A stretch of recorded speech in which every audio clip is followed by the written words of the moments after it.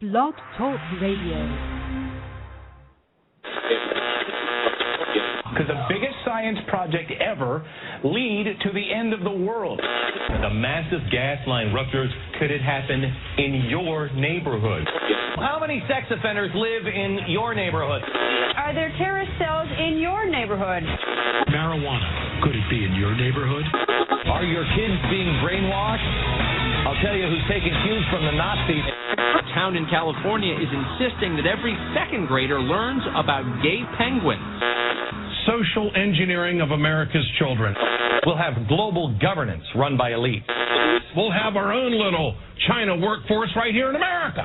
Doomsday 2000. Killer bees. Bird flu. The terror threat. The superbug. Global pandemic. Illegal aliens. Gun restrictions. Right-wing terrorism. Evangelical Christianity. Gay marriage. Death panel. The flip-flop. Indoctrination. Militias. Anarchy, chaos, and cannibalism. Gosh, we better wake up soon. Or we're gonna wake up dead. Hi, this is Tatiana Moroz, and you're listening to Journalistic Revolution.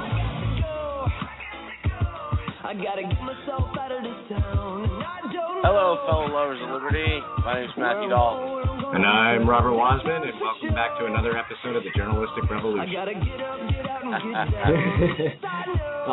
Today we're going to be talking about a plethora of subjects. We're going to talk about how privacy is dead in New York City and probably the surrounding areas.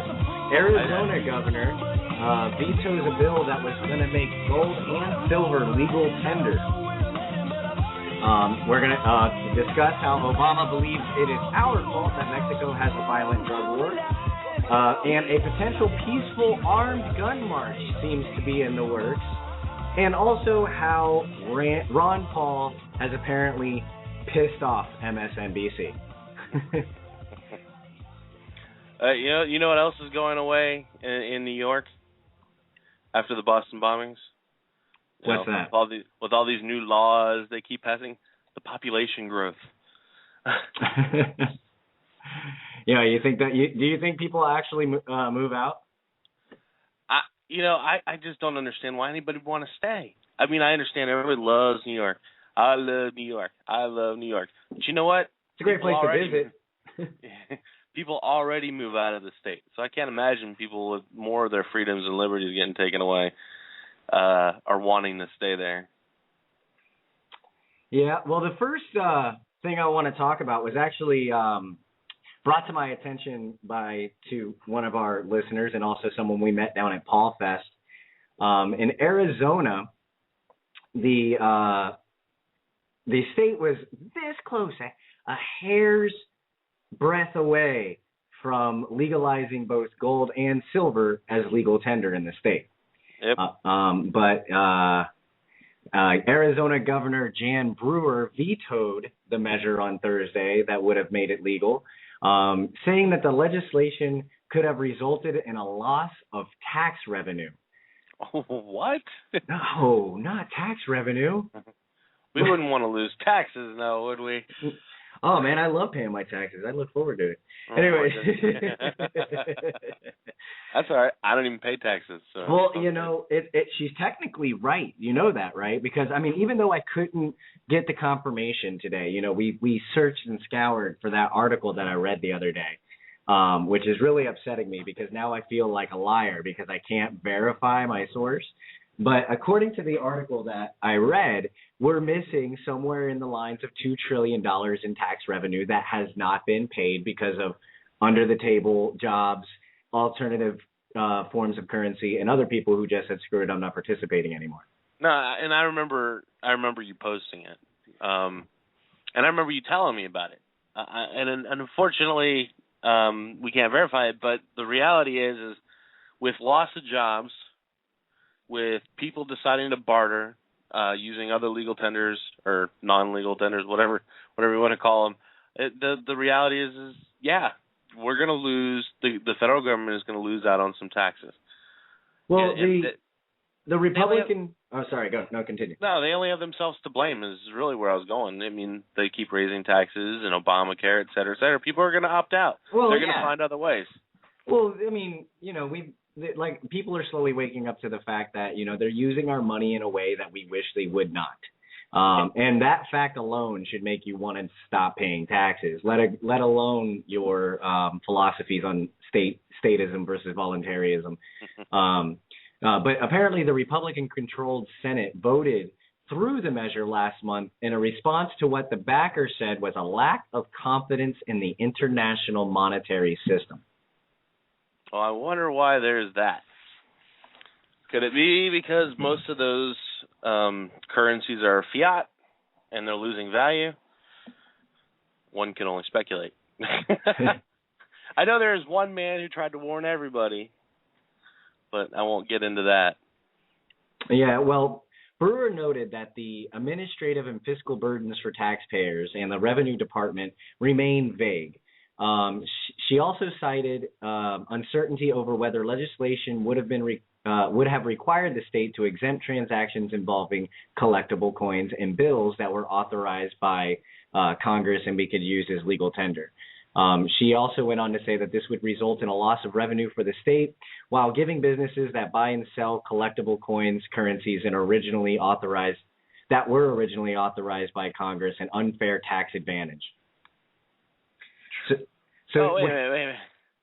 So we give large corporations unfair tax advantages, but the small businesses who might actually benefit from a change in, policy, currency, monetary policy, might benefit, and God forbid that happens. Well, yeah, God forbid that these coin collectors who probably don't make a whole lot of money. I understand there's a niche, market for collecting coins and money and stuff like that, but I don't. When I see coin collectors, I don't think now there's a man with a lot of money on his hands.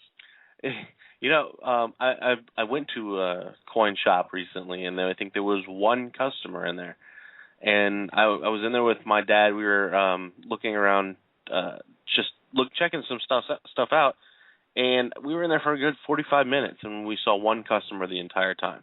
And it looked like the guy was more or less hanging out. So I think you're probably, I know it's kind of a logical fallacy, but it's, kind of indicative of that kind of niche market. It's only going to sustain a certain amount. It's not. Yeah, you're not going to give them an unfair tax advantage over, and they're collectibles. It's not like they're spending it; they're collecting it. You're not going to see Coin Mart, the box store for coin collectors. You're not seeing that. These are small stores, small business owners, guys struggling to make it through and trying to basically run a business with something that they love. Yeah. Fair enough? Fair enough. Well, apparently, if this would have gone through, Arizona would actually have been the second state in the nation to establish precious metals as legal tender. Utah actually approved such legislation in 2011. I did not know that. And according to this article by Yahoo News, which I hate to cite Yahoo News, but it's really originally from Reuters. Sorry. All the arguments against it that I'm reading here is just a bunch of statist ass bullshit. Hold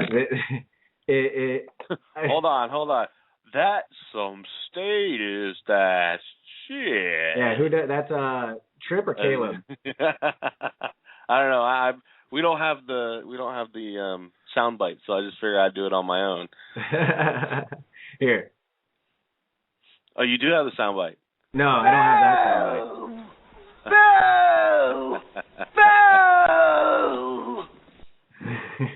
Very nice, very nice. It's that's my opinion of this whole matter. But yeah, they're all praising her and stuff. I was very pleased that the governor showed the common sense to realize that this was a terrible move for Arizona and would have caused incredible negative consequences at government and business level, Farley told Reuters. That's Senator Steve Farley, a Democratic senator. Yeah, because Utah seems to be struggling. Yeah, well, what do they really offer? What comes out of Utah?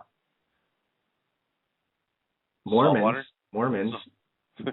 Salt water. And apparently gold and silver is legal tender, so they got that going for them.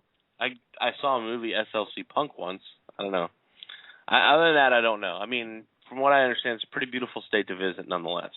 Well, I mean, this Governor Jan Brewer, she really dropped the ball on this one. I mean, it's just, you would think you would want that for your state as a leader, to give your state more buying power than the other states have.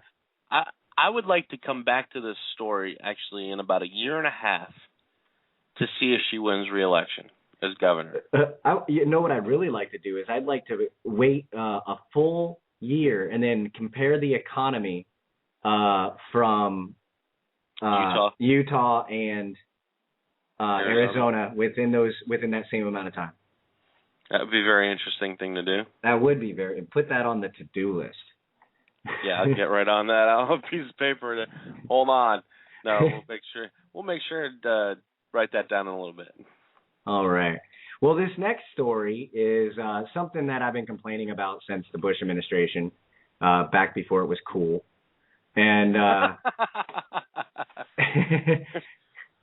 and the police chief, Ray Kelly in New York, stated that the Boston bombing takes privacy off the table. At least that's the headline from Fractured Paradigm. And they do have the source coming straight from him in an NBC Morning Joe conference. So just off the headline alone, I can already tell I am not with this guy's argument. Well, I mean, honestly, with everything that's come out recently with Bloomberg and the legislation of soda sizes and all that other garbage, I mean, God forbid you're walking down the street with a 32-ounce water and the police see you and they think it's a soda, and next thing you know, they got you slammed up against the wall. But no, I mean, I said it at the beginning of the show, I don't understand how people can stand to live in this state anymore. With everything being taken away from them, and they just sit and take it.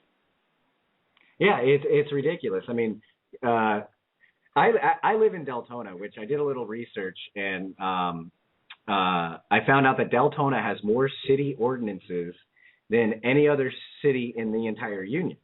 And we're talking about like from building ordinances to how you're allowed to walk on the sidewalk and stuff like that. I mean, it's just it is so ridiculous. And not to mention the most rednecks per capita as well. I can't back that up. What? Deltona? No way, man. My home county has the most rednecks per capita in the state of Florida. And that's Polk County, Haines City.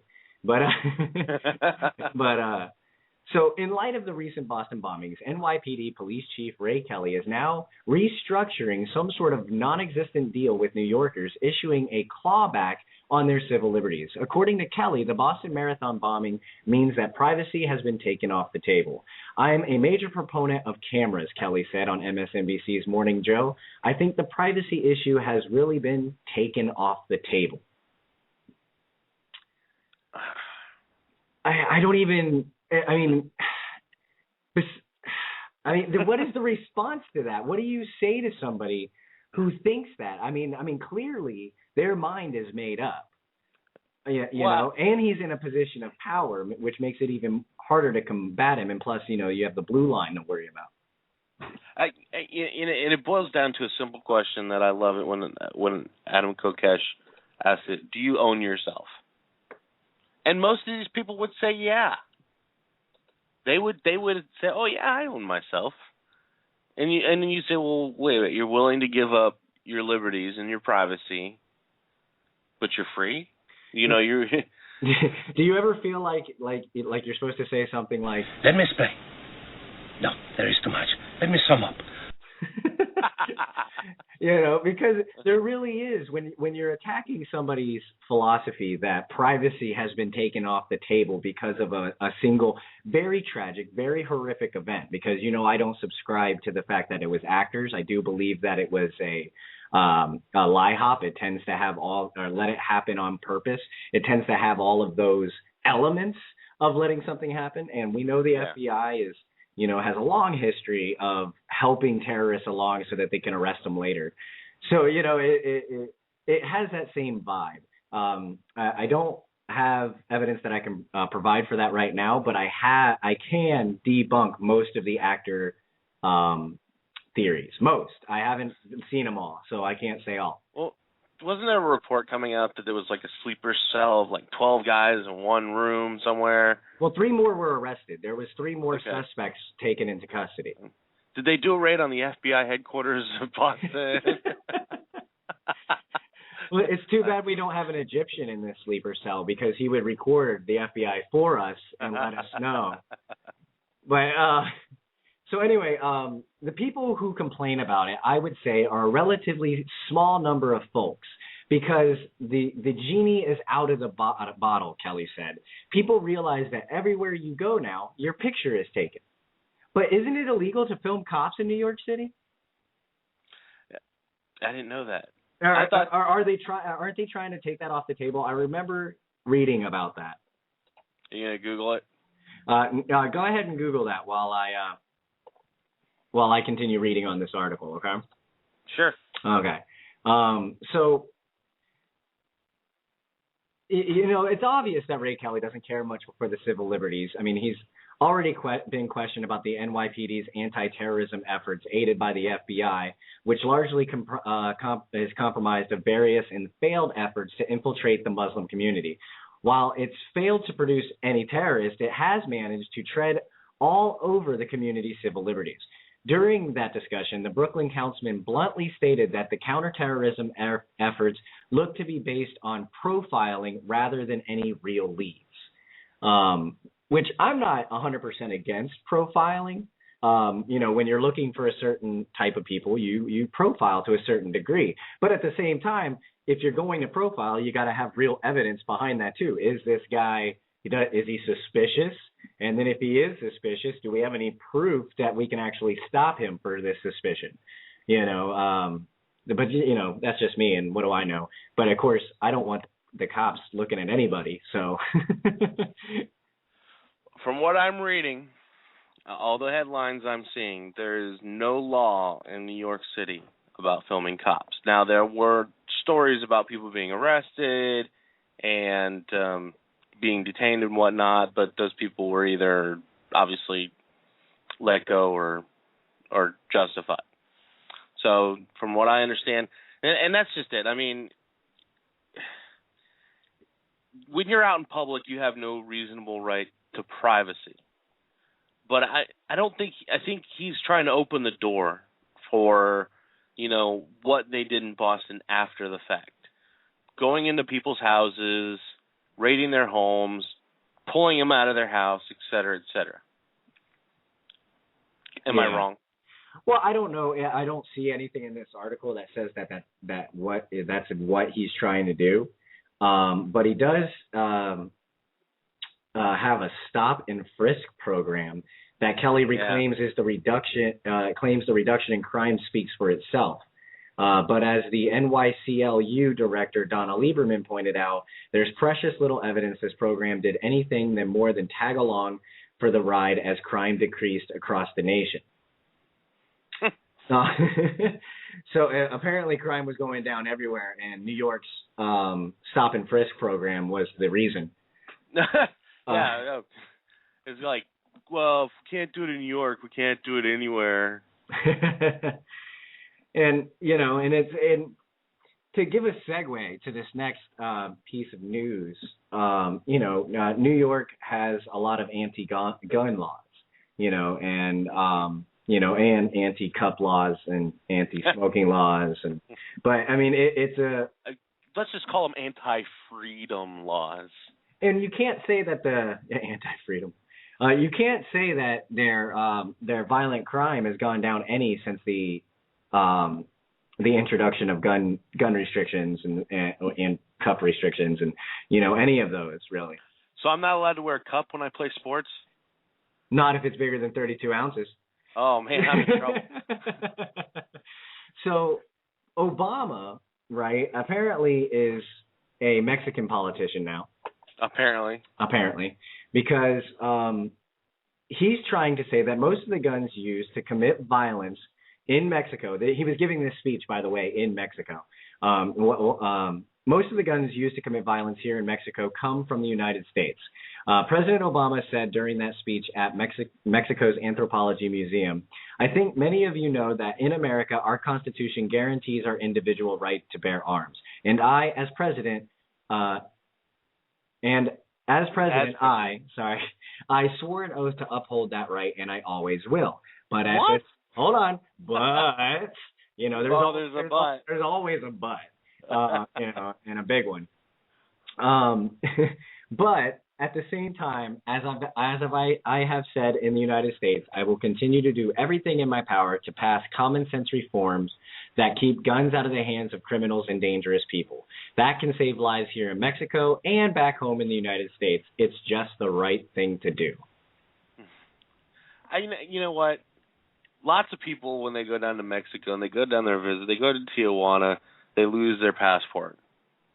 Why couldn't it happen to him? I'm just saying. I don't think it would have mattered. Mr. President, you don't have your passport. Piss off. It's like one can only hope.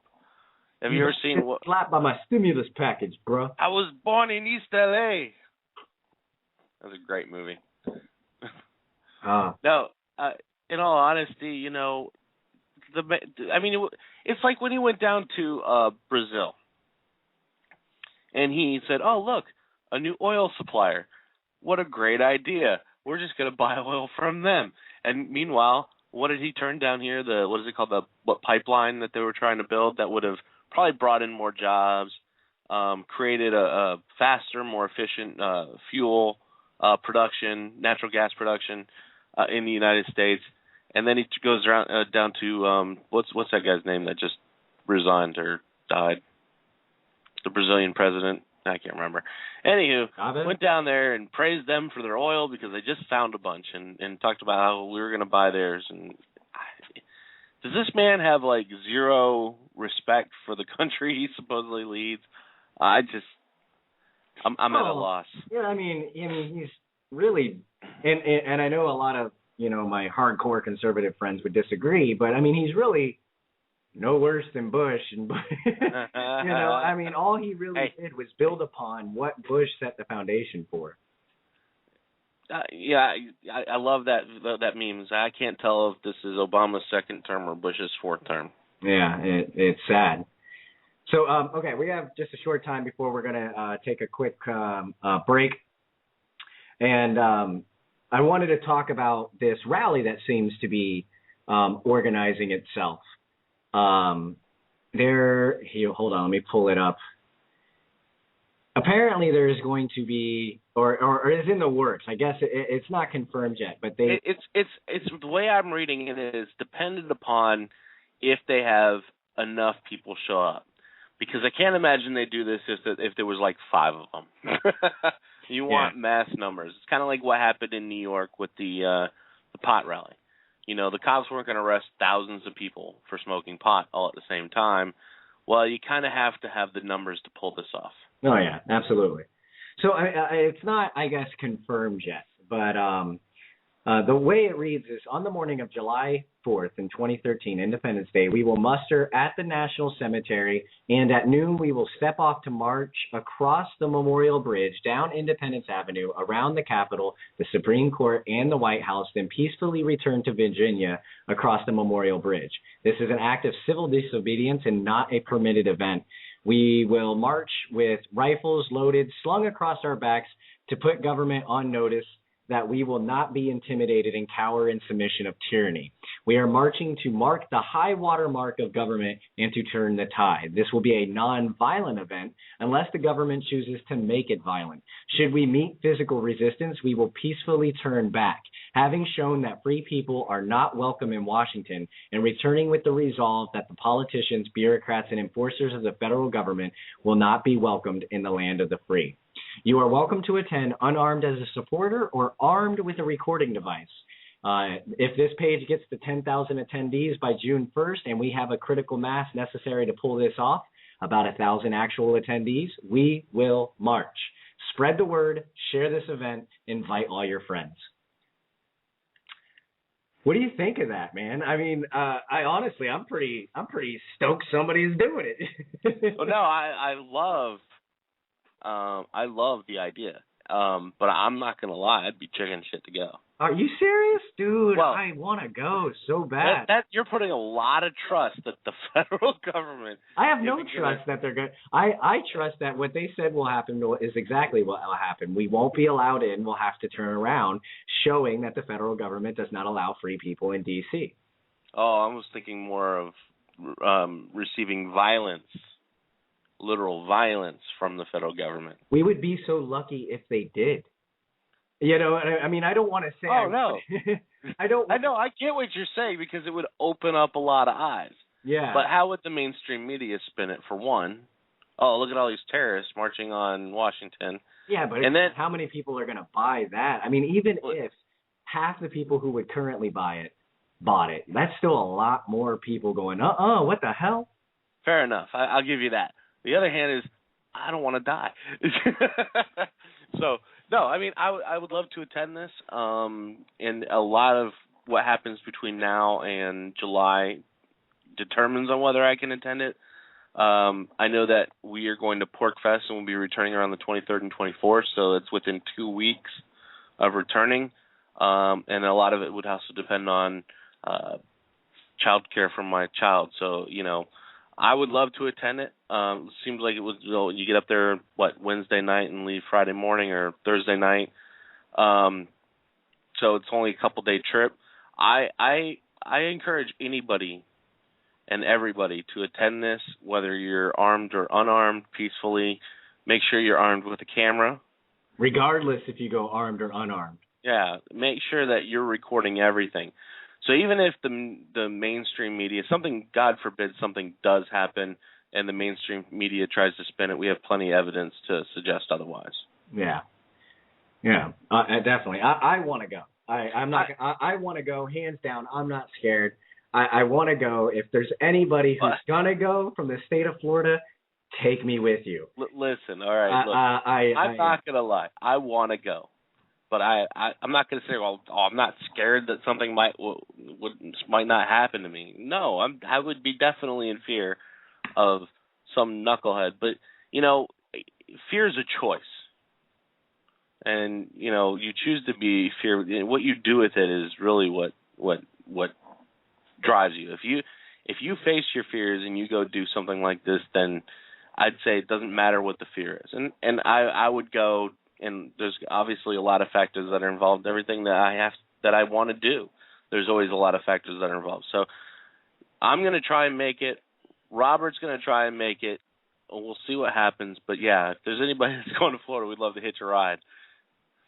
Or definitely. From Florida. I apologize. Please, for the love of God. Anyway, so we're going to stop there. Oh, and when we mention who put this on? I don't know if they want. I mean, I don't know if I should. It says share the event with your friends, and I'm sure if you had to share on your event with your friends, you have to share it through Facebook. It says Open Carry March on Washington, public, by such and such. Awesome. It's Adam Kokesh, people. Thank you. Yeah, no problem. But and that's good. So, but anyway, we're gonna end there. When we come back, I want, before we start talking about the next subject, I want to take a couple callers. If you're willing to call in, guys, the number is 323-417-6713. Call in and talk about any of the subjects we just talked about, or if you want to bring up another one, that'd be great. And here's a message from somebody that we like to promote. And yeah, all right, guys. We'll see you in a minute. Do you have a group or organization founded on the principles of personal liberty, health freedom, or accountable government? We invite you to check out Same Side Entertainment. Same Side is a source for activists and liberty organizations to connect with well-known leaders in today's growing movement for sustainable living, personal liberty, and sovereignty issues. Same Side has a variety of keynote speakers, debate panels, interactive web presentations, musicians, and liberty-based entertainment, as well as services for web design, graphic design, video, and photography. Same Side can help customize your event by connecting you to the best of the liberty and political world while staying within your budget. Get connected with leaders in the liberty movement like Tom Woods, Kevin Gutzman, Jack Hunter, Robert Scott Bell, Bob Murphy, Michael Scheuer, John Bush, Jordan Page, Tatiana Moroz, and many more. Find us on Facebook, Twitter, and our website at www.samesideentertainment.com. Again, that's www.samesideentertainment.com. Same Side Entertainment, connecting you with the education and resources you need.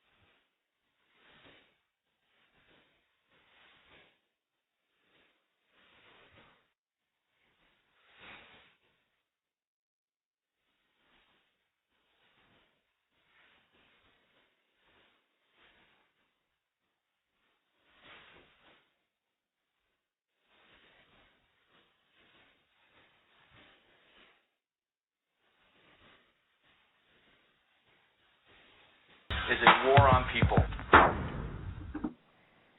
All right, that was Corporate Avengers. FBI's Got a File on Me. It's my theme song. You know, I was just thinking that. I was like, that is like Robert's song. I would really like that song. I've never heard it before. I'm gonna have to download that. Man, I've introduced you to 2 new songs since we started the show. That's true. I've got a couple to introduce you to. Don't worry. Oh yeah. All right. Well, once I actually get the system working, then we can play different music. Oh, so let me get this straight. Your song's downloaded, but mine didn't? Yeah, that's about the Stone Skinning, yeah. That's great. Yeah. Welcome to the advent of technical difficulties. It's a conspiracy. Oh, man. Sometimes I just, I feel... Stupid boy. Like that, Yeah. You feel like a stupid boy? Stupid boy. But, okay, so I wanted to take a caller. No one's actually called in yet. Please, if you want to call in, it's 323-417-6713. And we can discuss any of the topics we talked about, gold and silver becoming legal tender or not becoming legal tender. Obama saying that America's Second Amendment is pretty much the reason that Mexico has a gun problem. And the New York police saying that privacy has been taken off the table. I mean, I'd really like to hear your guys' opinion on this, and I'd really like to hear an opposing opinion on any of the things that we've discussed. Like, do you think privacy is null and void now? I mean, since the advent of the Boston bombing, or do you think that our Second Amendment is the reason that there's guns in Mexico, or do you think that the Arizona governor made the correct decision? I'd like to know. I want to know why, and I'd like a logical, thought out reason. But if you do agree, call in too. It's fine. 323-417-6713. Go ahead. Yeah. No, I think you covered it. And you know what? If you want to add to the next topic, please call in. We get tired of talking to each other after a while. I don't even want to hear. Yeah. Well, wait a minute. What was all this hetero life mate thing we were talking about the other day? I just say that to pick up chicks. Now that I'm married, it's all over. So no, but I mean, what do you think? I mean, you don't disagree with anything that I just said, right? I mean, anything that we just read. I wouldn't suspect that you do. No. I mean, I think I think it's real easy to find common ground in the liberty movement. I think, and I think that's the reason that whole. And I love saying it, and you'll hear me say it about a million times. The longer you listen to my show, freedom is popular, and anything that tries to to take away that freedom, really, you're going to find me in direct disagreement with it, or I'm going to agree with you 100% on the subject. I mean, obviously, we have some philosophical differences on small things, but for the most part, what makes us work is the fact that, do people really want to hear arguing, or they want to hear the truth? You know what I mean? Well, yeah. I mean, but sometimes the truth has to come out in an argument. Yeah, and it's unfortunate. Well, you're ugly. My mama says I look nice. But was that for me? My mama says I'm a handsome boy. Well, okay. Well, let's think about Obama's logic on this. I mean, do you think he has any logical basis for which to say that guns in America are the reason that there are guns in Mexico? Well, he didn't say that. I'm paraphrasing, but he implied that the guns in America give use to guns in Mexico. He's right to an extent, and he's right because if it wasn't for him, a lot of the guns that are in Mexico wouldn't be in Mexico. Oh, are we talking about Fast and Furious? Oh, we're talking about Fast and Furious. Yeah. I mean, it's funny that he goes through this tirade here in the United States about, we need to make all this gun registration and legislation and BS, and this was like right on the heels of everything that happened with Fast and Furious, where they basically supplied the drug dealers, the cartels, with guns, and whatever they were trying to bust them, whatever, and it blew up in their face, so to speak. And then he goes down to Mexico and says, "Hey, it's their fault that you guys have weapons here in Mexico. I was just there. I was just standing there. I didn't see it happen. I just heard about the news later on." What? Like he does it and then blames someone else for it, which is pretty typical if you ask me. Well, it's typical of any politician. Yeah. Well, I mean, okay, I can see the logical standpoint that because we have guns here, that guns are going to make it into Mexico. I mean that makes sense. Yeah. But how is that our problem?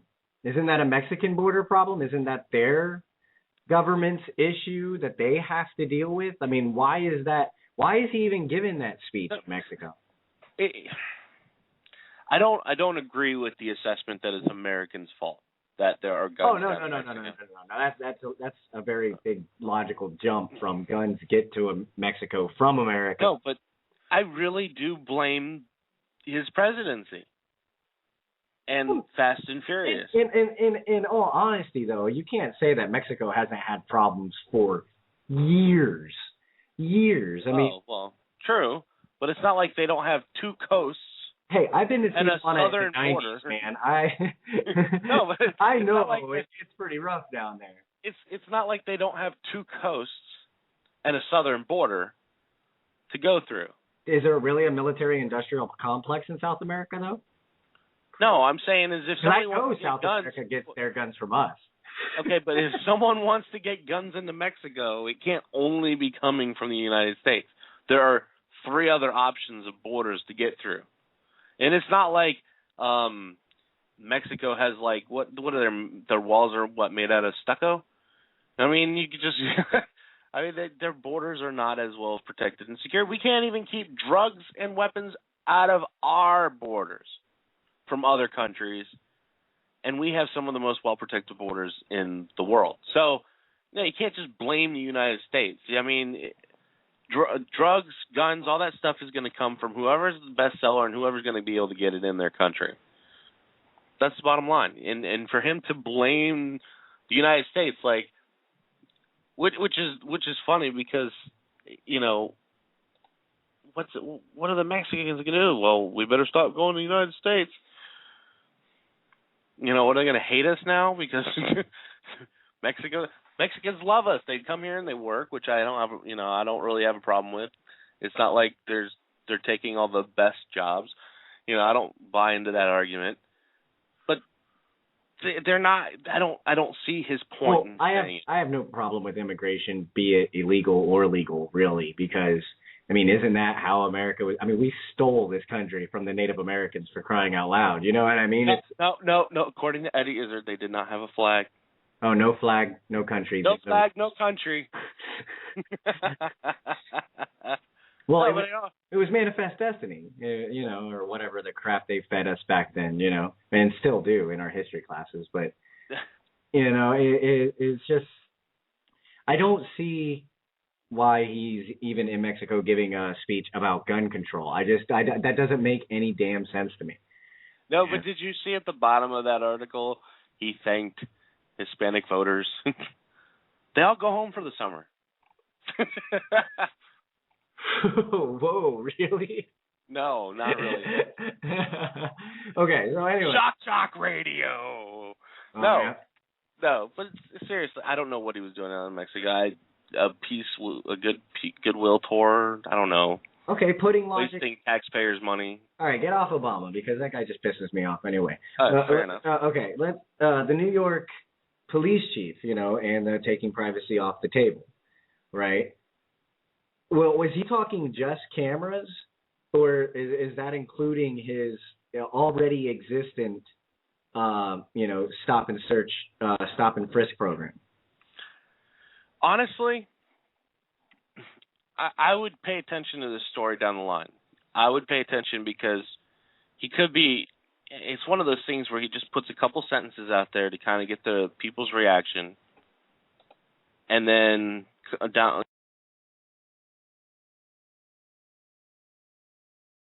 more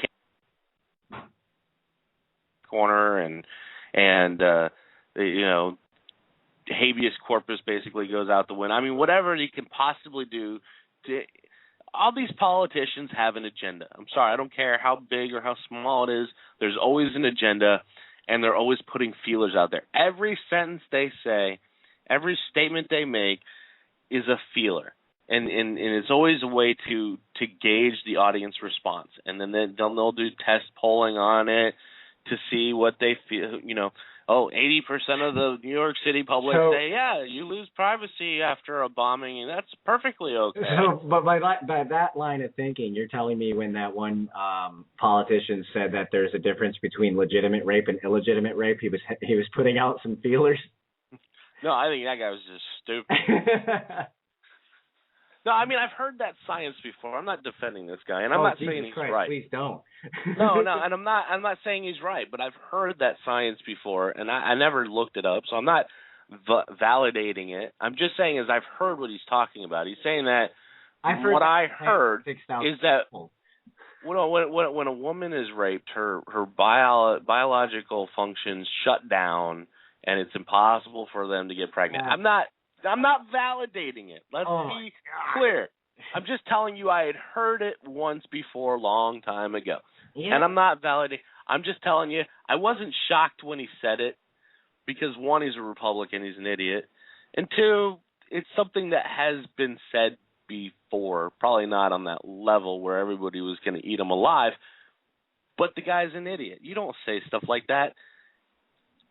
Period. Yeah, that's my thing. It's like, I mean, I understand what you're saying, that you've heard it before. Maybe that's why you weren't shocked. But I've heard that the Earth is 6,000 years old. I've heard that Santa Claus.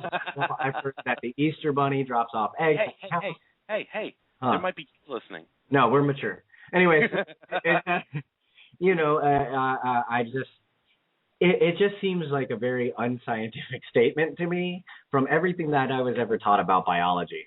And, you know, I don't care. Does the male body have a way of shutting down orgasms and stuff and not getting people pregnant if they're raped? Why would one part of the species have this and not the other? It just doesn't seem. Actually, the funny part is from what I understand, okay, and again, this is something I heard. Wow. I never actually researched it, is that it is very much possible for the male to reach arousal during rape. I don't know why. That's just what I heard. I don't buy it.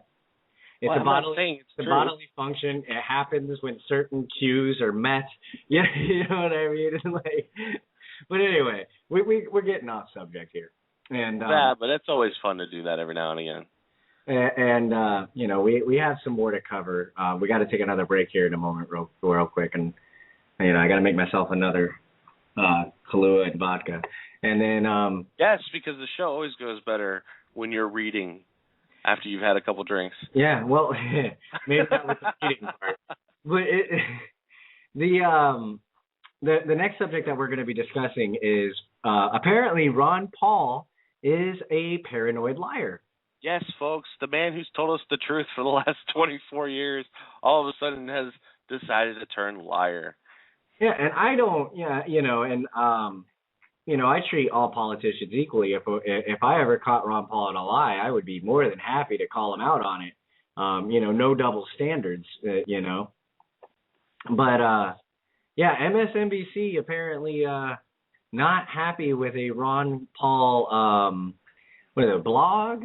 He basically wrote article, blog, whatever you want to call it, on LouRockwell.com.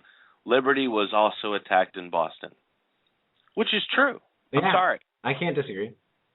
Well, I mean, no, go ahead. You know, the what's his name? Lawrence O'Donnell, whatever the heck his name is. He pulls a few quibs from some politicians in a press conference saying that, oh, folks, you totally have the option. I'll try to do my best Boston accent as best I can. You totally have the option to do. That's what the hell was that? Was that like a half Scottish Irish accent? No, I thought it was more of a horrible Minnesota accent. But yeah, thanks. My accent. What's it all about, eh? Anywho, no, but I mean, basically they're saying that you have the option, you know. But did the citizens feel like they have an option when they're witnessing? And granted, I understand that the word tanks might not represent the vehicle. Well, you know, we're gonna discuss it here in the next 30 minutes, you know. But and there's lots of little nuances that you're bringing up that I think, you know, it will cover pretty much the rest of our show, because this is just phenomenal. What the cognitive dissonance, and we just recently did a video on cognitive dissonance. It's just the cognitive dissonance that has to take place for someone to say such an obvious statement as Ron Paul put out is a lie, and to split hairs with the semantics of certain things like this man did you almost want to applaud him for his ability to do such great satire.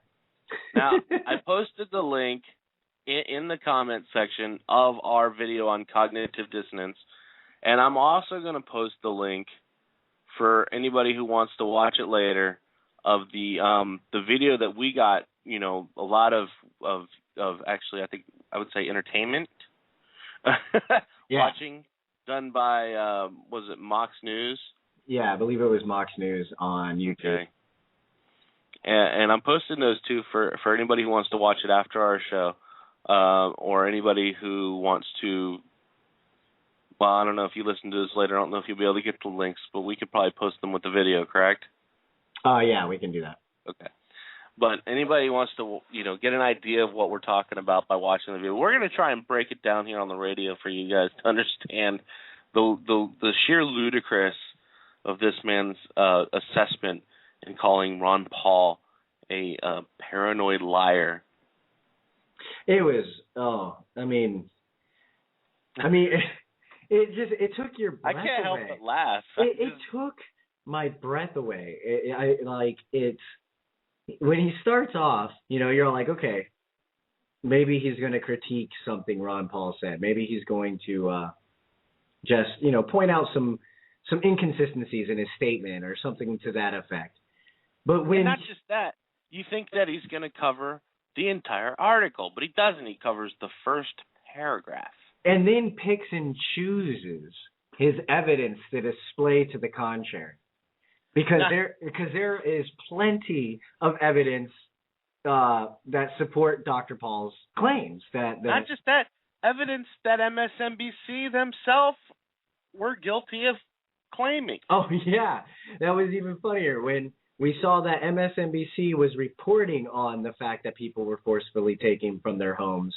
And then this guy is on MSNBC saying that it did not happen. Oh, I was referring to the tank. Oh. Which was by far my favorite part. Well, it's like, these are not tanks. These are more like armored cars. Just negate the fact that there's a guy with a gun and a turret sticking out of the top.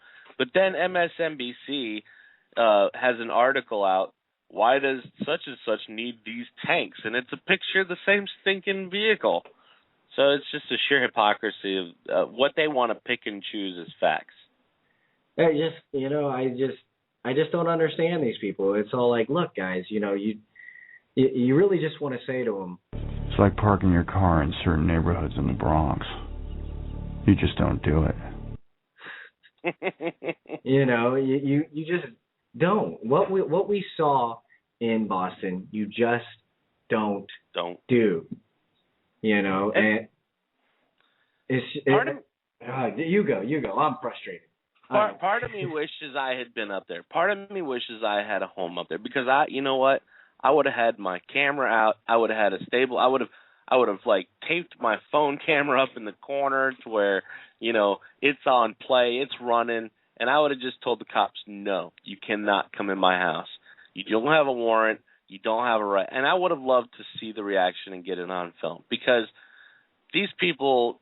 I'm sorry. I've watched the videos, and obviously there's not a whole lot of audio, but to say that these people had an option as they're being yanked out of their home in the video is just absolute sheer ludicrous. Forcibly having their hands raised. Let me ask you a question, and for our listeners to just think about this for a second. If you have the option to say no, and the police are knocking on your door, and they say, hey, do you mind if we check out your home for any terrorists that might be in here hiding, and you say yes, is there any reason for them to yank you out? Probably not. I wouldn't think so. They'd probably just kind of let you mosey your way on outside the door. Yeah, but No. also, if they just showed up at your house randomly, you wouldn't expect them to be in full military garb either, with a not tank sitting outside your house and pointing rifles at you. Oh, but remember, Obama said weapons of war have no place in the United States, in the streets of the United States of America, unless it's our own police force. Yeah, well, which, for the folks, first is time, a me and misnomer. Obama agree on something. Well, it's a misnomer. AR-15s are not weapons of war. They don't use them in war. Our military doesn't use them. It's just an emotional charge statement that people like to use in order to gain support for gun control. To begin with, don't use emotionally charged statements, and there are leftovers. What is wrong with you? Oh yeah, what are we doing then? Oh, excuse me. I thought we were singing their praises. Am I on the wrong station? No. It's just beautiful. It's just silly. The whole situation is silly, and we're going to talk about it more. We're going to actually talk about the video that MSNBC did, and I forget the host. What was the host's name? Lawrence O'Donnell or something or other. Oh my God, I don't watch. I don't media. want to remember his name. The only time I watch the news is when I'm trying to debunk something, or it's something that that my wife has on in the background. I don't know. But isn't that her favorite channel, MSNBC? Well, anyway, I said that. Anyway, so yeah, we're gonna come back to that. Please, again, we want you guys to call in. The number is 323-417-6713. Call in, and we will we'll chat it up. We'll talk about how privacy doesn't exist. Ron Paul's a liar. And it's our fault that guns are in Mexico. And America, what's your favorite flavor cookie? Come on, I want to hear it. What's your favorite? No, I'm just kidding. Yeah, I was like, you lost me. But anyway, so we had a little technical difficulties, and we weren't able to upload the songs that we wanted to play for you guys tonight. So I'm going to redo another song today, and it's a really good one, so I don't think you'll mind. And we're going to go with Pennywise, Authority.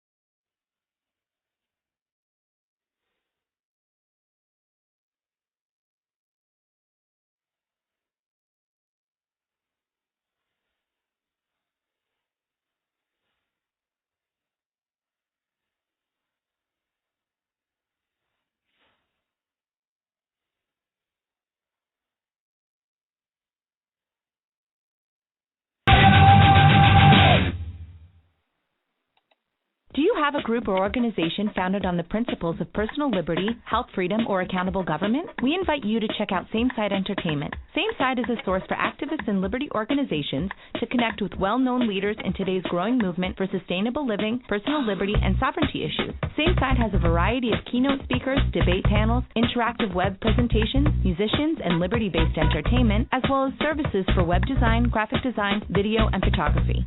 Same Side can help customize your event by connecting you to the best of the liberty and political world while staying within your budget. Get connected with leaders in the liberty movement like Tom Woods, Kevin Gutzman, Jack Hunter, Robert Scott Bell, Bob Murphy, Michael Scheuer, John Bush, Jordan Page, Tatiana Moroz, and many more.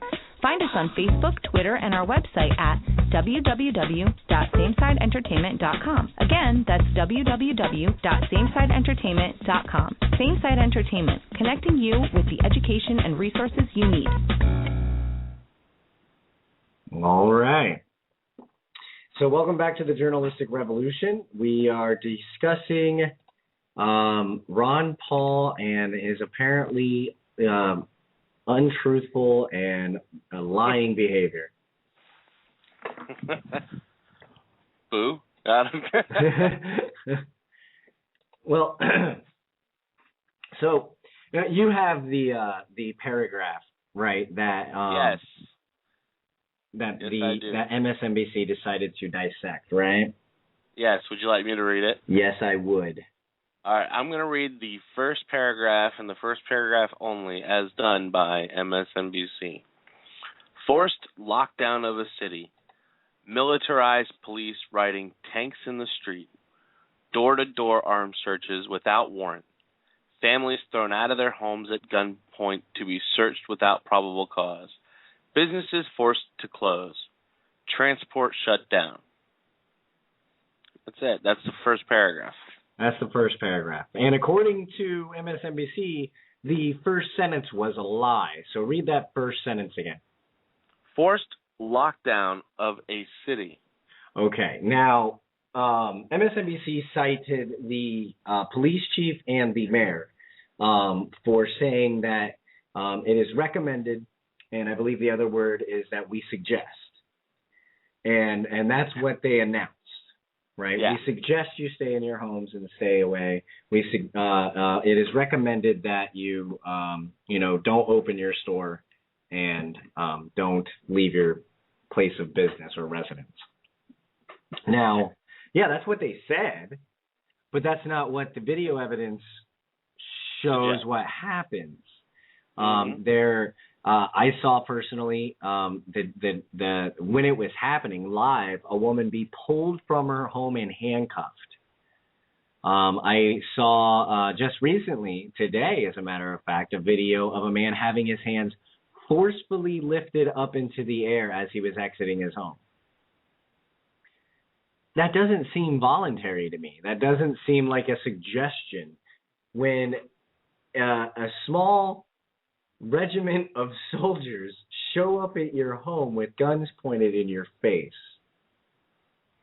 saying, hey, do you mind if we come in and take a look around? That doesn't seem... Wait. Let's play that skit out. Oh, wait. No, you don't mind us coming in here and take a look at her? Oh, get the out of her way.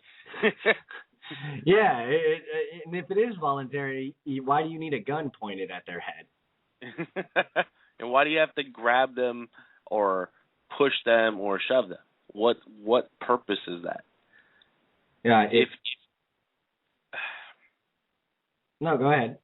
We can't get frustrated, man. If we get frustrated, we run out of crap to talk about because we just don't want to talk about it. No, I got plenty. I feel like I'm about to go off in a cursing tirade. Go for it. Fuck shit, goddamn motherfucking cocksucker bitch. You know, it's just like, you just get so mad that someone in a position of influence, like the man who did this report, would so blatantly use logical fallacies and straight up lies.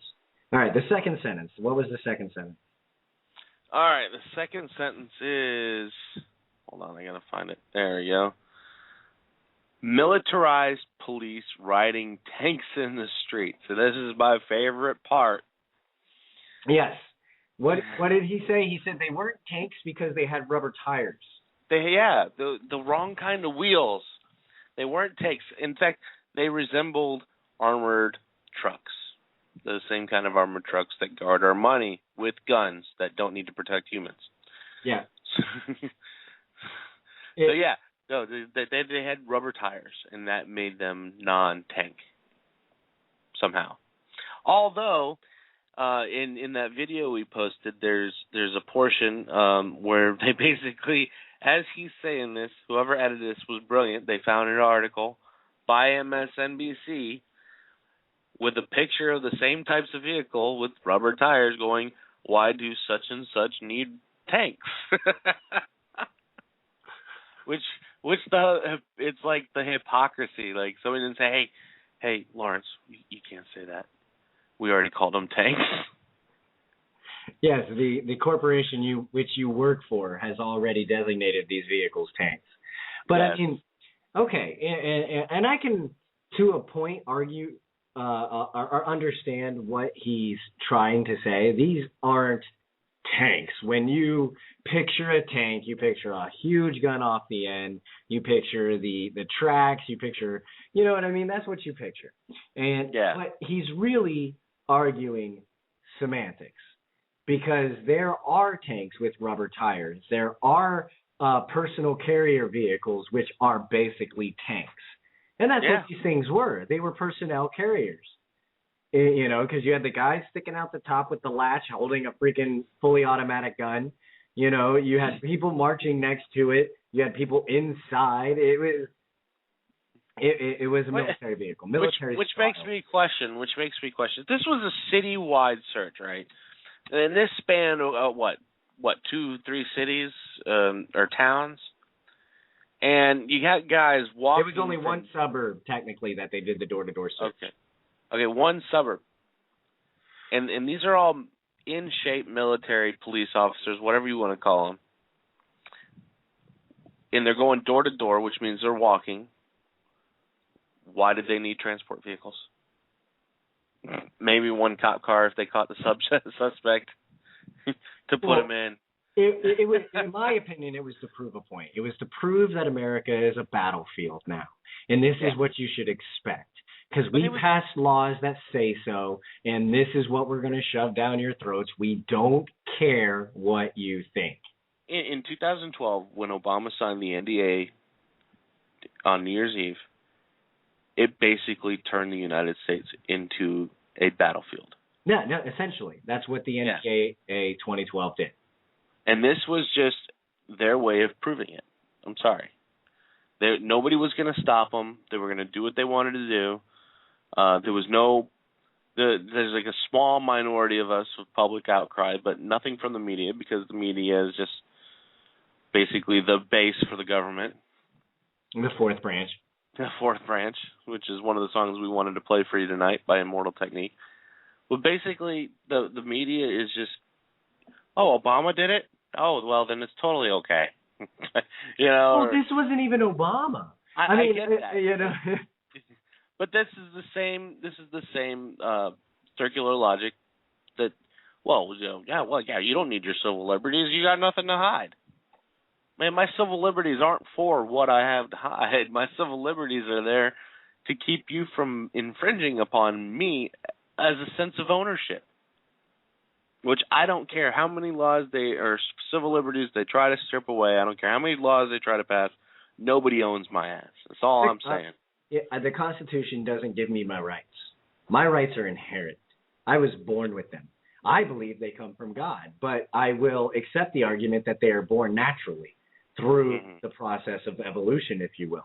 I will even accept that. But the fact is I have them. No piece of paper, no government, no other person without my consent has authority over me. Well, a lot of people make that misconception that the Constitution and the Bill of Rights are what give us our rights. Well, the reality is no. Wrong. The Constitution, the Bill of Rights, those things were written not for us, but for the government as guidelines on how to treat or how to behave. Well, the Declaration says it all. We hold these truths to be self-evident. and their truths. And you know, the founders, instead of assimilating to Native American culture and helping them out like they should have, even Benjamin Franklin said that they had a system of no government that was better than anything that they could hope to provide. Mm-hmm. You know, instead of doing that, they made a small logical fallacy that government can actually protect our freedoms and liberties, when in reality, if there is a government presiding over us, we will constantly have to protect them ourselves. Okay, but unfortunately, that's the way they framed it, and the reality, or the fact of the matter is it was the people's job to protect it. Oh. It was the people's job to. It's like when you go into a contract with somebody. If I just stuff that contract in a drawer, and that company does whatever the heck they darn well please, and I don't pay attention to it, well, you know, that's on me. Yeah, but I don't sign hold them a contract. accountable. I'm just making a point as to the complacency that has become the American people for the first and no 150, 200 years. I mean, I blame my mother. I blame her parents. I blame the parents before them. I blame pretty much, unfortunately, my family line doesn't go that far back in America on either side of my family. But I would blame my lineage all the way up to the Civil War, you know, and for not holding it down. Because, I mean, the downward spiral was from the Civil War on. And it's not because I endorse slavery. It's because, you know, we really set precedents for taking away states' rights. And so it's just silly. You made me lose my contract. Is this woman for serious? I didn't ask. I wanted to ask. I didn't think you were going to bring it up. Oh my God.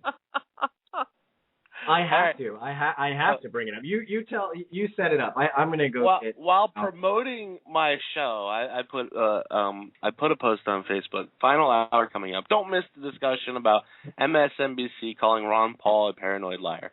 And I posted the link. And I got a comment. He's a Jesuit agent.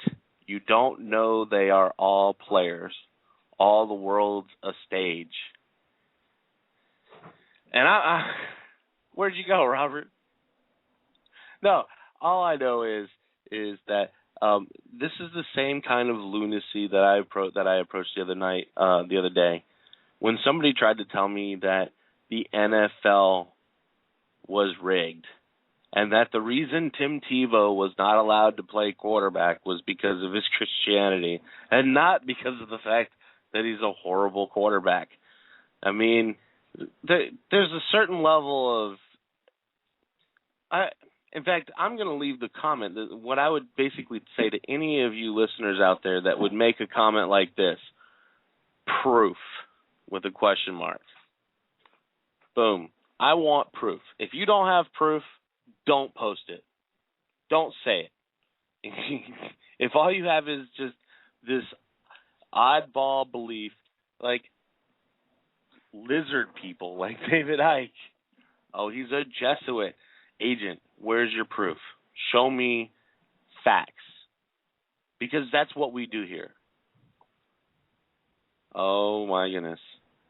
Oh, look at that logical fallacy. Isn't that great? All politicians are prostitutes for the elite puppet masters, including presidents and prime ministers, which I can't disagree with that statement. I'm still posting logical fallacy. Well, no, I mean, okay, we're not going to have a Facebook debate with this woman on air, okay? But okay, it's just, she's somewhat correct. I do believe that politicians are frontmen for more elite style people, you know, bankers and stuff like that. Are all politicians? Could we make the claim that Ron Paul was a frontman for something? Well, I've heard it made. I've heard the claim that maybe Ron Paul and the Ron Paul Revolution, and I do not subscribe to this. But I do. I'm open-minded. I will kick around a theory and an idea all day with you. It doesn't mean I believe it. But the theory that it was a controlled revolution, this idea that all he did was cull the masses, if you will, because and the person who told me this was actually a decent somewhat of an argument. They were all like, well, look at it. People were ready to revolt by the end of Bush. Yeah. Right. And then so in 2008, we were introduced to two very charismatic people, Ron Paul and Barack Obama. And Barack Obama mirrored Ron Paul in his talk of Constitution, in his rhetoric of Constitution, that we shouldn't be in the wars. He even said his first act in office was to pull out of Iraq, wasn't it? Yeah. And so like, okay, he mirrored this. Stop for a second. Okay. If all Ron Paul was a Jesuit agent, a politician, prostitute for the elite puppet masters, he's out of Congress. And he's talking now more than ever. Oh, yeah. No. I don't say that. You know what I mean? Okay, so right, where's her proof? No, this woman. Wow. I wish I had the... She brought up the black pope. Folks. I wish I had the Alex Jones, David Icke soundbite right now. Do some research. Start with the Jesuit Superior General, a.k.a. the Black Pope, most powerful man on earth. He rules it all. and okay, I know of the Jesuit order. I've read their charter. I even read the pledge that you're supposed to make when you join the Jesuit army. And I know that they're a factual group. I know that they have some really factually bad things. But I don't believe there is any one ruling group inside. I think it's a game. I think that there are multiple elite classes, and they're all competing against each other, which is why they're not as organized and haven't taken over the world yet. Call me crazy. You know what I mean? But, I mean, it makes the most sense. I mean, just like groups form in your job, just like groups form in politics, just like groups form in high school or at the club, or, they're in bars, have their regulars and their cliques. And in every walk of life, we form groups. Why would we think that the elite was any different? You know what? Look. For one, I'm gonna change the subject just a tad, real quick, folks. If you go on someone's Facebook with your viewpoint, and someone asks for proof, you at that point are the prosecution. It is your job to show me. The burden of proof lies on you. You're making the accusation. Don't tell me to go look it up. I'm sorry. I got plenty of crap to deal with in my own life. The other research stuff I must do. If you're going to post on someone's Facebook, you want to engage in that debate, the burden of proof is on you. Okay, so don't tell me to research it. If you're going to accuse somebody of being a politician prostitute for the Black Pope, you need to prove it. No, don't just say it and then have nothing to back it up. If you've already done the research, it should be real simple for you to give me a couple links to prove it. Even if they're not credible, I mean, you would think that that people would have some evidence ready to go. Even if it was a really crappy YouTube video about how like the moon is hollow, you would think that they would still have it ready to go. They have tools on your laptop or your computer. They're called bookmarks. Bookmarks. You can save a website. Well, my thing is we live in an age where even if you're intelligent, even if you try to fake the funk, like I do, You know, I'm not a college educated man. Educated man. I mean, I got my GED, even though when I got it, they were still called high school diplomas. You know, and everything that I've learned is pretty much self-taught. I mean, from dancing to website design to, you know, fixing computers, everything I was self-taught, or I was lucky enough to have somebody teach me, you know, a trade or something to that effect. But it just seems like, why don't you research what you're talking about? And if you do research it and you do believe it, why don't you have that research readily available if you think you're going to educate the masses? Like, for example, when the Boston bombings were happening, I was on Facebook giving live updates because I was on the local Twitter feed. I was on the police scanner. I had the mainstream media on in the background. And, of course, I was looking at an alternative forms of media, Luke Radowski, people like that. And I would make assertions on Facebook, and people would be like, "That's a bold statement. Where's your source?" And I would have it there. Boom, here it is. How can you not, if you think of yourself as an educator, that you're going to wake up the sheeple? How can you not have information ready to go?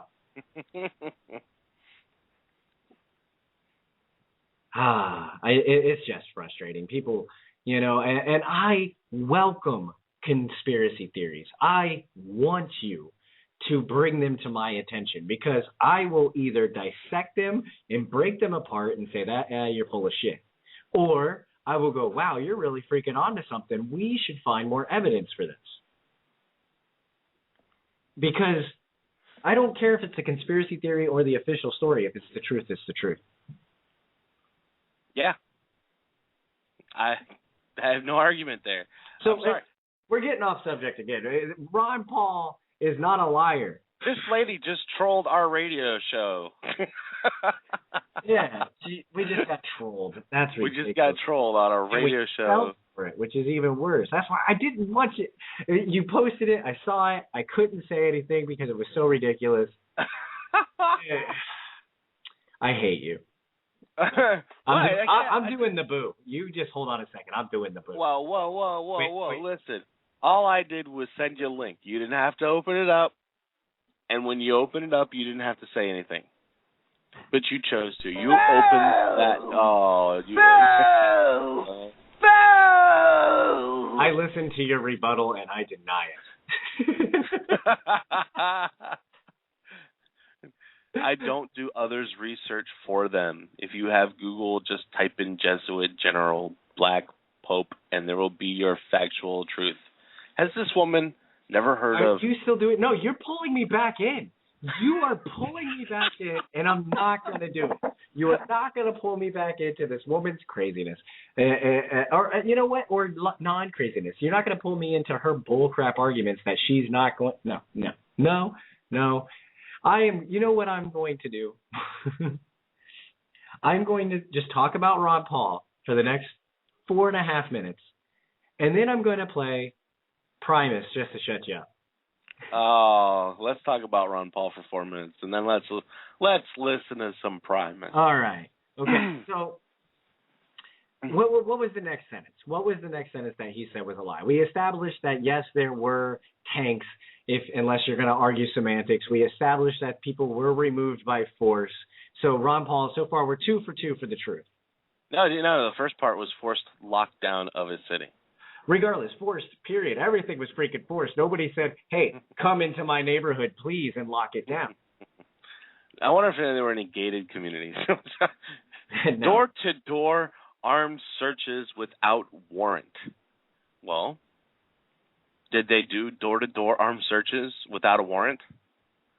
See, Lawrence O'Donnell wants you to believe that this was 100% voluntary. And you know, he might be right. There were probably a few people who said, yeah, sure, come on in. I have no problem. Yeah, and that's their prerogative. More than welcome to do so. It doesn't change the statement. Door-to-door armed searches without warrant. Did they go to door-to-door? Yes. Did they do armed searches, whether voluntary or forced? Yes. There Did they are have a several warrant? people on camera too, stating that they were coerced. They were under duress when they made the decision. But he was twisting the sentence. He's saying that Ron Paul made every search involuntary by saying without a warrant, when all he did was just state a fact that there were no warrants. Regardless, the armed searches happened whether they were voluntary or forced. They were door to door, and they were without warrants. So we're 3 There's for no 3. lie there. So we're 3 for 3. He's true. So all we right. did was just prove that Lawrence O'Donnell doesn't know how to form a proper argument. Or he has horrible writers. I mean, let's give him the benefit of the doubt. The man doesn't do this research on his own. Oh, without a doubt. I doubt he does any. But okay, next statement. Let's see it. Next statement. Families thrown out of their homes at gunpoint to be searched without probable cause. Well, yeah. Did these people were not allowed out or in their homes. Yeah. At gunpoint in some cases. In some cases. I will admit I saw a video where they did not raise the gun in the air towards the person, but I saw plenty of contrary video of them pointing guns in the faces of other people. Well, let's qualify Ron Paul's sentence here. Did he say all families, all homes, or did he say families thrown out of their homes? Yeah, so anything two or more. Right, you're absolutely right. Okay, was there probable cause? No. Debatable. In 20 blocks? Yeah, well, absolutely. Well, okay, you got me. But I will say that there was immediate threat. But what I will say, though, is only if they actually had a specific house. The fact that they blanketed such an area kind of null and voids my point. Never mind, continue. Businesses forced to close.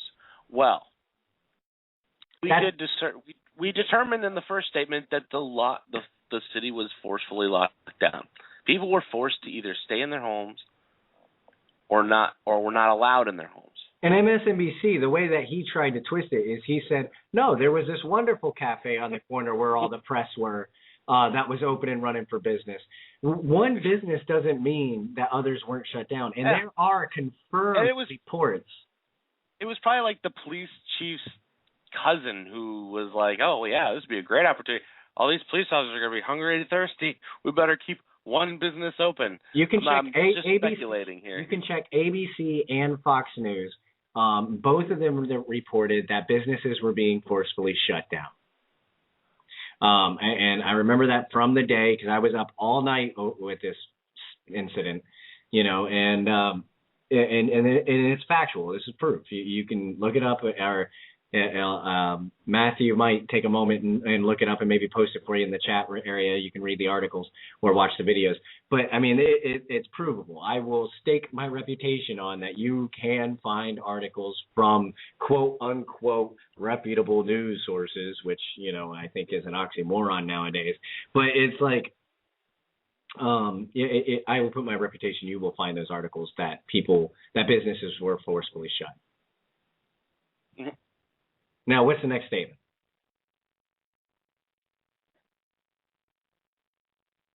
You there? All right, I think I lost Matthew. Okay, so anyway, I'm pretty sure that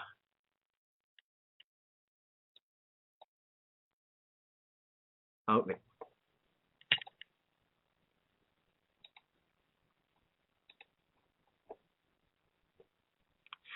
I'm not sure if I'm still on, so I'm going to continue. Anyway, so yeah, I mean, Ron Paul didn't lie. I mean, so far, I believe we're 4 for 4 on the actual facts of the matter that he was telling the truth. Now, at least in a broader sense of the term. I mean, granted, he didn't say all families. So I mean, he's right. All families weren't kicked out of the house, but families were. I mean, that's provable.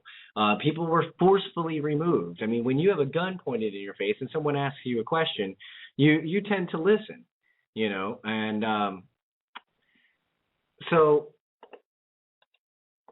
we're kind of at a place where the news media is willing to lie to you and slander somebody to push their own agenda. And I mean, this really isn't news. They did it during the Bush administration where, the left was anti-war and, they were against the wiretapping that Bush was passing and the Patriot Act. But then when Obama did it, they didn't. But of course, now the Republicans and the right were really upset that Obama was doing it, even though it was no different than what than Bush did. And it's so blatant now. It's just ridiculous. So I mean, sometimes I really think if I owned this place in hell, I'd rent this place out and live in hell. So, we're going to go ahead and take a quick break. I am going to play Primus's Electric Uncle Sam.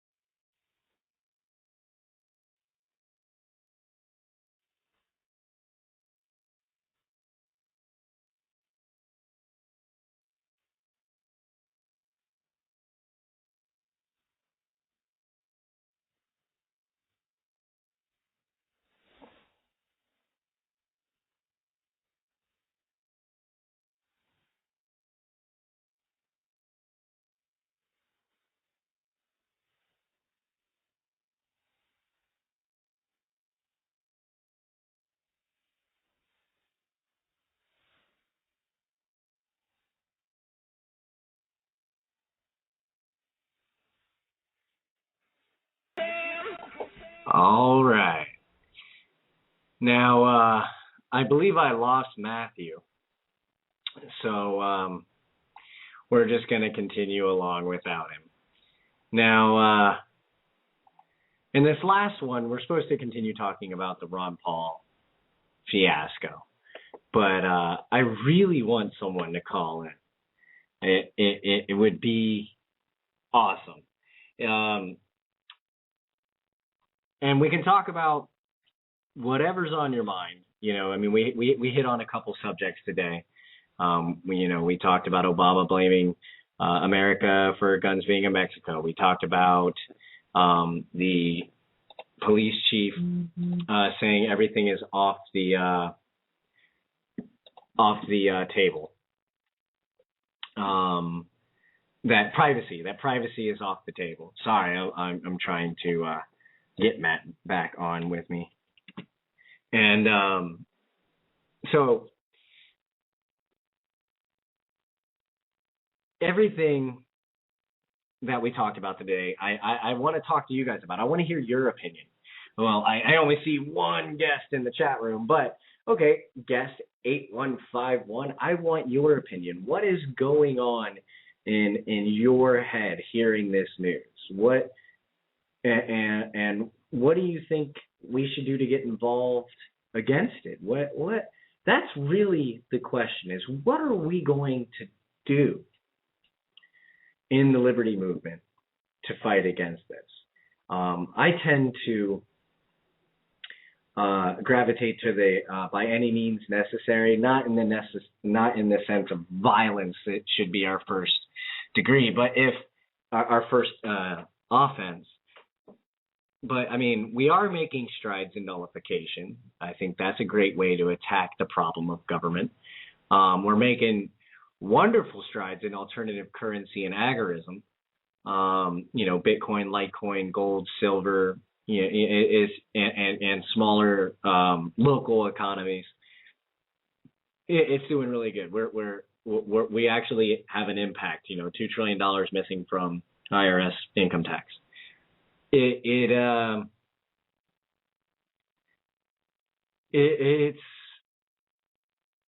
feels like it's coming to a head, like something is going to happen. Either people are going to wake up or we're going to lose. In the last episode, I read that article that I wrote, Where We Stand in History. Hold on one second. I think we have Matthew back on the air. Give me 1 second here. Matthew, are you there? Yeah, I'm here. All right. Holy moly. Technology, man. Gotta love it. What happened? Why did we lose it? Well, apparently I lost my wireless. Okay, my parents, many people know that I live at home with my parents at their request because they need my help. And my room is on the exact opposite side of the house as their room. And that's where the wireless router is. So I went out and bought a wireless extender. Well, apparently my wireless extender just went out for no reason. It was probably a conspiracy done by the Black Pope. Didn't want me talking about him. The Jesuits are mad and angry or something or other. I'm not sure, but I'm pretty sure it was a conspiracy. I've warned you about angering our great and wonderful overlords. But I apologize, folks. I'll try to make sure that doesn't happen in the future. Can't guarantee it. So where were we? Well, I was actually moving along. I mean, this last half hour we're discussing Ron Paul. We were going to continue talking about that. And it seems like a pretty shut, open and shut case. He's apparently a front for the Illuminati, Jesuit, Black Pope, whatever. No, I'm just kidding. Sorry. I couldn't resist. I had to get one more jab in there. Well, okay. All right. So we were 4 for 4, I believe, when we left off. No, we were right. 5 for 5. 5 for 5. Okay. And the very last statement that Ron Paul made, the very last sentence, was the only sentence that Lawrence, O'Donnell gave to him. Transport shut down. There were taxis, supposedly, and cars driving everywhere, but since the bus and the subway system, or whatever type of public transportation they have available, was shut down, so he gave that one to Ron Paul. Which, when I lost the signal, I thought it was you, so I kept talking. So I actually made my point already to me and whoever was listening. Yeah, nobody was listening. I know. Nobody's really listening now. That's not fair. They will be listening later. There are 2 guests in the queue. And we want to thank you guys for listening, and tell your friends. Well, okay, I think we actually ran into why we're not receiving any calls, though. Why is that? Well, didn't you just say with the number that I gave you, that you No, need. when I tried to call in through Skype, through the join call with video, it wanted some kind of PIN. But calling you on the phone like I am right now worked just fine with the 323 number you gave. All right. So if anybody's trying to call in, I apologize. I'm hogging up the call-in airways.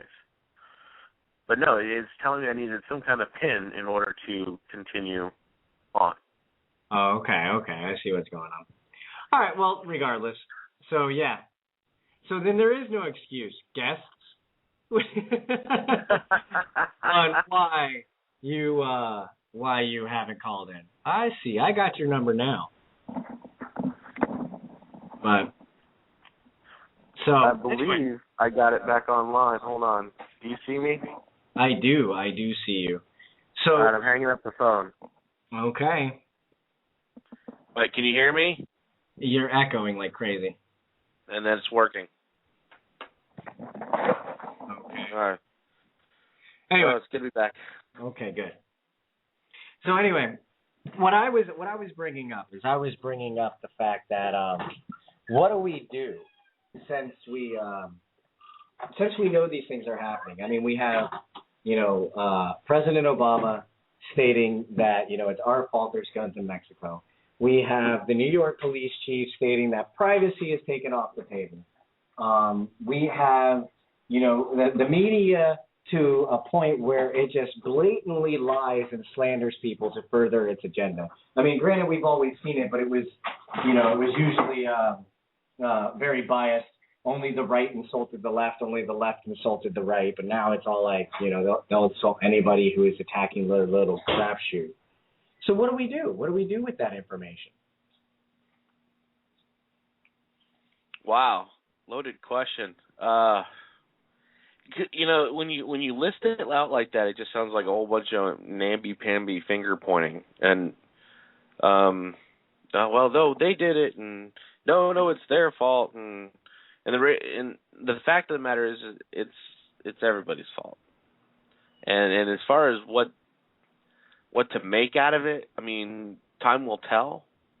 I can only speculate. I honestly think, in some manner, I look at it like this. I look at the Dorner situation from 2 months ago in L.A. Mm-hmm. This guy had military training, trained killer, and yeah, the police acted like idiots and shot up a couple of innocent people's vehicles, but they didn't lock down entire cities and blocks.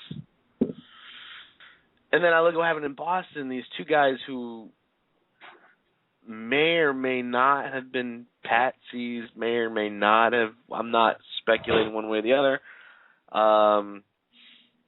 But they shut down entire blocks and neighborhoods. And it felt like a test. I think we can reasonably say that those kids were not the masterminds, though. Yeah. No, yeah, I can reasonably say that. But what I can't reasonably say, but what it felt like, was a beta test. Like, it's like they wanted to see what the reaction was. Based on the media's take and the way they handled it, it was like they were like begging for it to happen. Like it was juicy. I hate it. I can't. Sensationalism. You're saying? Yeah. That they were excited that something bad was happening in America again. Yeah, and it really made me sick. It made the whole thing, the way it was handled across the board, the way they listed the suspects. Oh, well, these two guys in a crowd. Yeah. We have all this mounting evidence that these guys are, but the only thing we're going to show you is the video of them walking around and doing nothing. Where's the evidence? If you're allowed to put their name and their face out there for the public to see, incriminate them in the court of public opinion without a fair trial. Basically, they're guilty and they don't deserve a trial. They deserve to die. I mean, I'm reading this crap everywhere, and I'm like, this is why I hate the mainstream media. basically they were calling these guys guilty without calling it. It's the whole. It comes down to the court of public opinion. I hate it. I hate the fact that people want to jump to these conclusions without knowing the facts, and they're just so willing to just, kill him, hang him up and kill him. I feel like we're going back to the 1840s when. Well, that works in reverse too. I mean, there's so many people who are so willing to ignore the facts that they're willing to say that these people were actors or you know what I mean, that these people that got damaged in the attack were actors.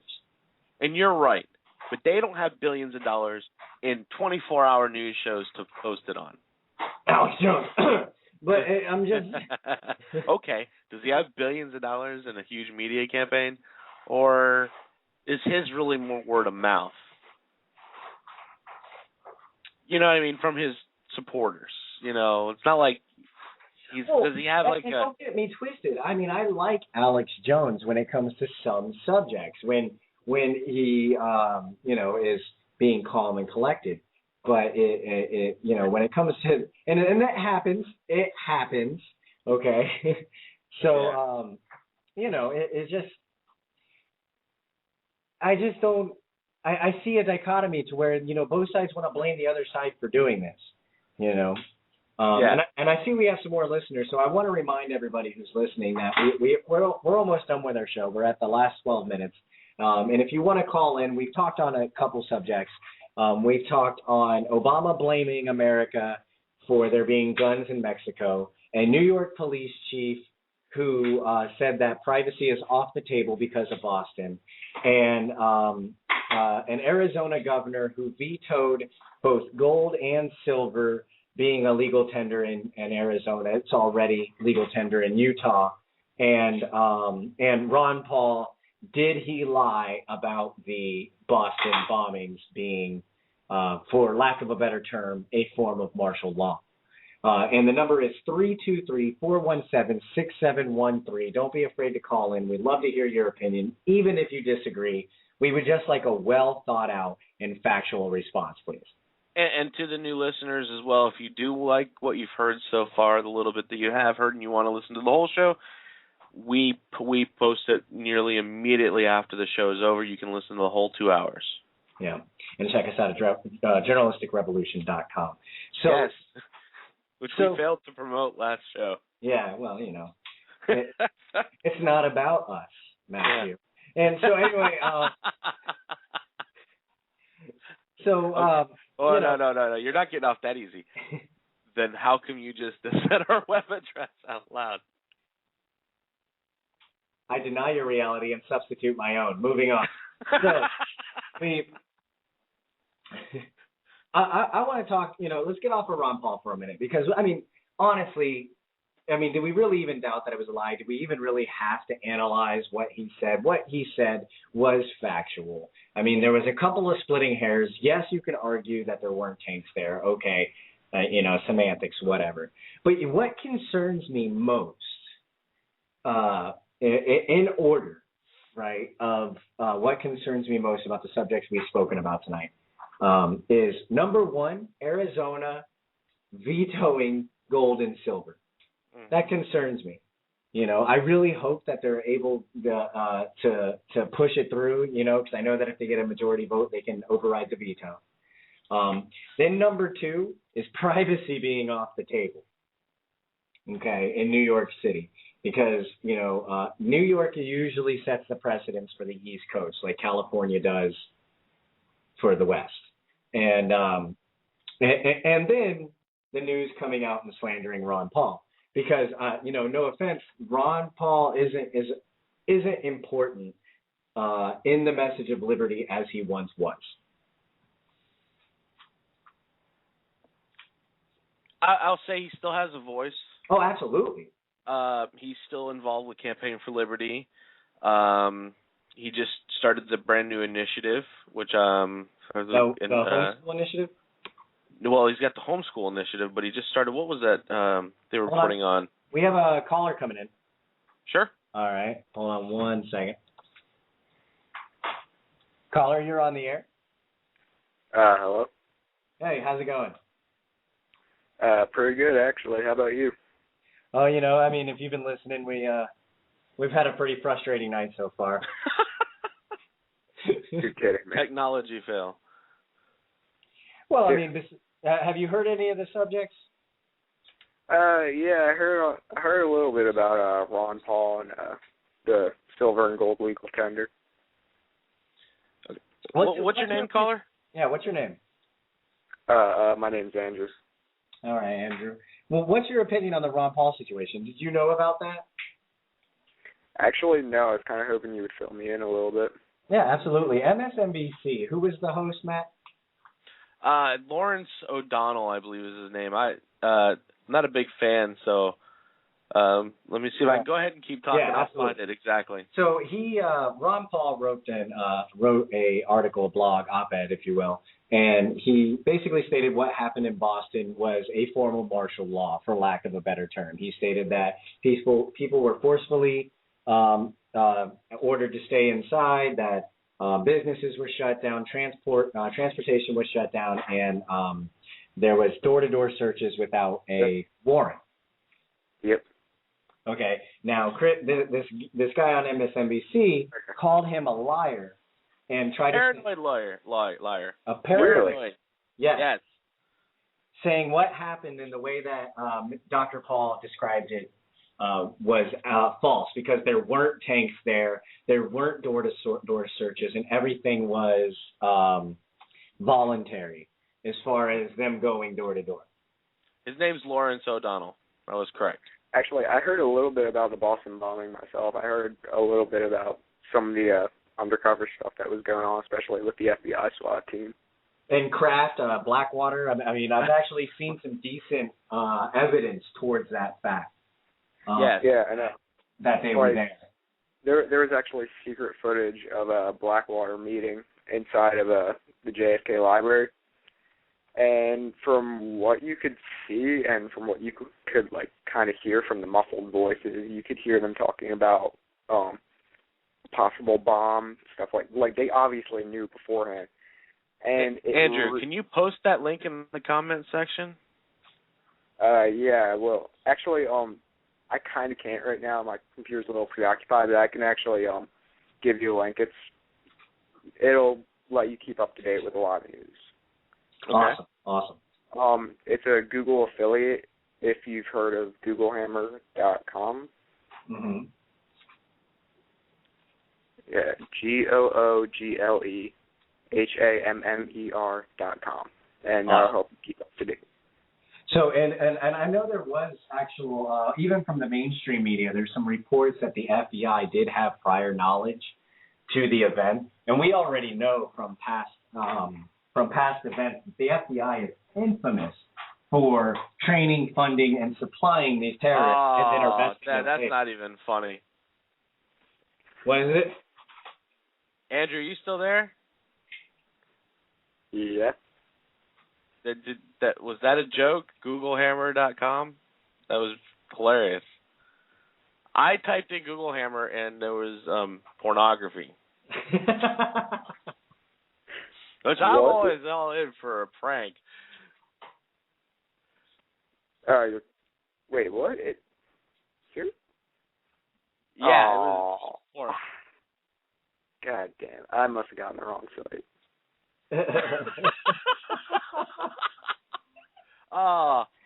No problem. URL blocked. It's all right. No, I'm sorry about that mix-up, but on a more serious note, wow, I can't believe I thought we were being trolled for a second. Oh no, I just looked at it myself. I was a little. Anyway, on a more serious. Don't look up GoogleHammer.com. So what you're telling me is they've already made a Boston bombing porno? Apparently so. If the site got taken off, it might have gotten defaced. You never know. CIA is always up to that BS. Yeah, they well, with the wiretaps and the spying that they're allowed to do. Yeah, I wouldn't put it past them. I've had YouTube videos that I posted erased before. I've been banned for no reason. I know it happens. But so this video though, right? Because there are reports of them saying that it was just a test bombing near the JFK library. And there are reports that the FBI was involved in some way. So, I mean, does this video support those reports? I don't know. I saw the security footage about Blackwater, and it would appear like there was a briefing going on, and then it also kind of looked like a few guys in, like, if I say baklava, you know what I mean, like the ski mask type thing. Okay, yeah. All right, yeah. It looked like a few guys in baklavas walked in, big backpacks and everything like that, and like you could tell they were important because I mean, like, threw open the door, got on the floor, everybody walked the dinosaur. What was that? I'm sorry? Was that last part? No, the two commanders, from what it looked like, they walked into the building, threw open the door, got on the floor, walked the dinosaur. Everybody walked the dinosaur.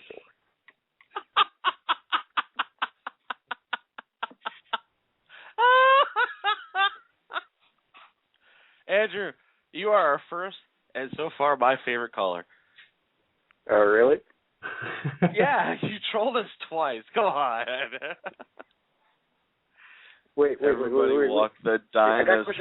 I got a question. Does that mean I get free phone sex? Not for me, bud. But based on the website you gave me, I'm not surprised you're asking another man. Yeah, man. Get what you can get. Folks, just so you know, Andrew sent me gay porn pornography. So apparently it's his favorite. He's probably got it bookmarked. That is hilarious. I enjoyed that. that was good. Well, for anybody out there, we're not going to get mad at you for doing stuff like that. It really lightens it up and makes it more fun. I'm not going to get mad. If it's funny and it makes me laugh. Now, if it's stupid, then I'm just going to call you out as stupid. Yeah, that was twice, man. That was pretty good. I got to give you credit. Yeah. Andrew, that was awesome. Congratulations for trolling us. A brand new show, you got us. We're congratulations.